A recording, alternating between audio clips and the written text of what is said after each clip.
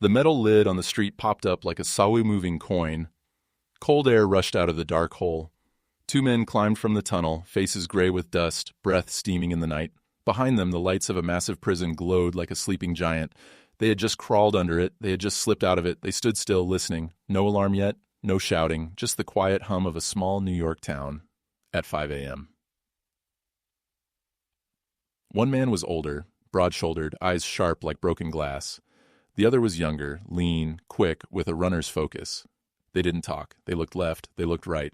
There was supposed to be a car waiting. Headlights. A woman at the steering wheel, hands shaking, engine on. That was the plan. But the street was empty. The older man tapped his watch. The younger man stared down the block, jaw tight. A dog barked somewhere. A kitchen light came on in a house across the way. The sky was turning from black to a cold blue. Time was melting. The plan was melting with it. They stepped away from the manhole, wiped their hands on their coats, and started walking into the dawn.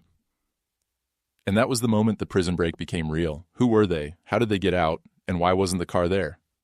Earlier. Dannemora, New York, is a small town with tall winters. Snow piles up like silent walls. On one edge of town sits a huge stone prison, Clinton Correctional Facility. Locals call it Little Siberia. Thick walls, high fences, watchtowers that look like gray pencils stuck in the sky. From far away, it appears unbreakable, like a mountain made by people. Inside those walls, the days feel the same. Doors buzz, keys clink, boots echo on concrete, inmates line up, guards count heads. The air smells like steam, metal, old paint, and laundry. It's a place designed to hold people and hold them tight. Two men live there on separate diggiots, alleries. The older one was named Richard Matt. People inside called him Matt. He had a smile that could be friendly or dangerous. No one knew which until it was too late. He told stories. He could draw. He had charm, the kind that got people to lean in. Years earlier, he had done terrible things, and he was here for them. The younger one was David Sweat, quieter, watchful, strong legs from pacing long halls and doing push-ups in small spaces. He kept his voice low, like he didn't want to wake the place. He, too, had done something terrible in his past and was serving a long sentence. He didn't brag. He noticed details. He remembered them. The two men met in the prison tailor shop. The shop was where uniforms and coats were stitched, patched, and pressed. Needles clicked. Machines hummed.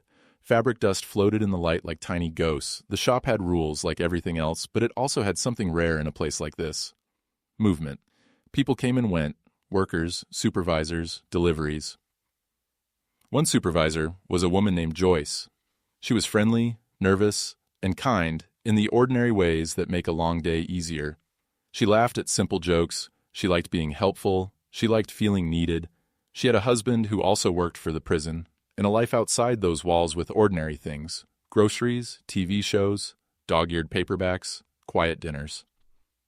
Matt noticed Joyce first. He gave compliments that sounded harmless, then personal, then important. "You're the only one who runs this place, right?" he'd say, smiling.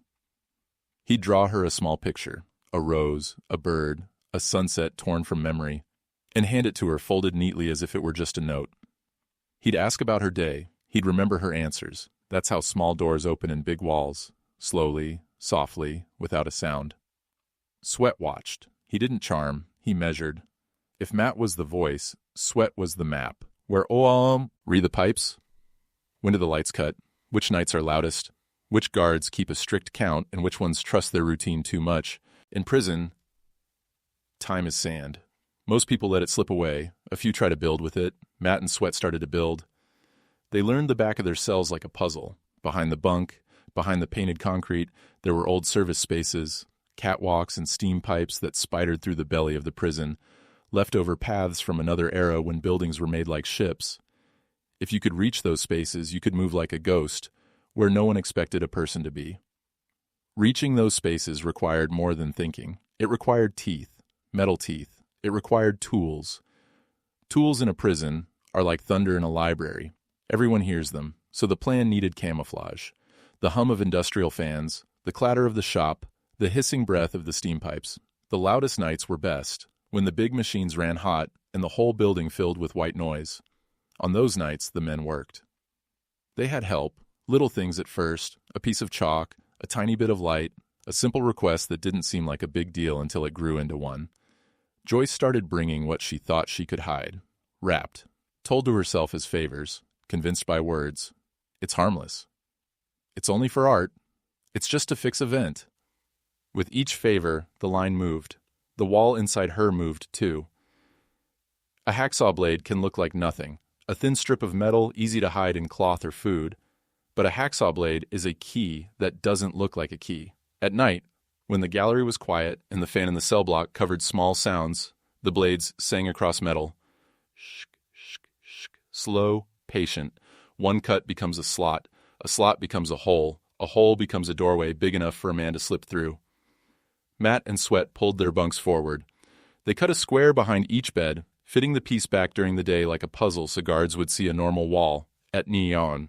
They climbed into the catwalk space, moving on elbows, rolling onto narrow planks, studying valves and bolts. They learned which pipes were hot and which were dead. They learned to move with the building, not against it. They followed the old iron veins toward the outside. A plan is only real when it meets a date. They chose a night in early June when the air was still cold enough to bite. Heavy coats wouldn't look suspicious. Fewer people out. The prison power plant would run steady. The town would be sleeping. But escape is more than getting out. Once you touch free air, every step has to matter. That's where the car came in. Joyce was supposed to wait beyond the fence, engine running, ready to drive south as the sun came up. She had promised. She had a bag. She had a route. She had fear like a hummingbird in her chest. She also had a husband at home, a job she was already breaking, and a mind pulling itself in two. The week before the date, the men rehearsed small things, tucked the dummy heads into their beds, rolled sweatshirts under blankets to look like sleeping shapes during the early morning count, packed the few items they could carry, clothes, a small light, a chocolate bar saved for a quick hit of energy, a crude map scratched on folded paper. They placed a tiny note deep in the tunnels, the kind of cocky, childlike message that criminals sometimes leave when they think they're smarter than the room. A smiley face and "have a nice day." They weren't smarter than the room. They were just quieter than it. On the chosen night, they moved. The fans howled. The gallery buzzed. Somewhere, a TV muttered and then went dark. A guard's steps passed by, faded, returned, faded again. Matt and Sweat slid their beds forward and slipped behind the wall. In the black space, it smelled like rust and old heat. They crawled. They listened. They paused whenever the building moaned. They went down, then across, then down again, talking in whispers so small they were almost breath. Sweat led through the tangle. He had counted the turns in his head for months. Left, right, step over. Mind the drip. Don't touch that pipe. He could feel the prison above them like an ocean on top of a submarine. They reached a thick line of pipe and followed it like a path. The metal was slick with damp. The darkness felt heavy, like it wanted them to lie down and disappear. At a dead end, they cut again. The blade bit. Shk, shk. The sound of risk. In the distance, a machine kicked on, and the noise covered their noise. They pushed through, squeezed, and reached the last stretch, the storm drain. The drain was a throat that led to the street. Old stones. Cold water licking at their knees, a circle of faint dawn ahead. They could smell air that didn't taste like prison. They could hear nothing at all, which is what freedom sounds like from inside a pipe. Climb. Push. Shoulder to metal. The round lid slid. The world opened. They rose from the earth like men from a cave. And then, empty street, empty plan. Joyce wasn't there.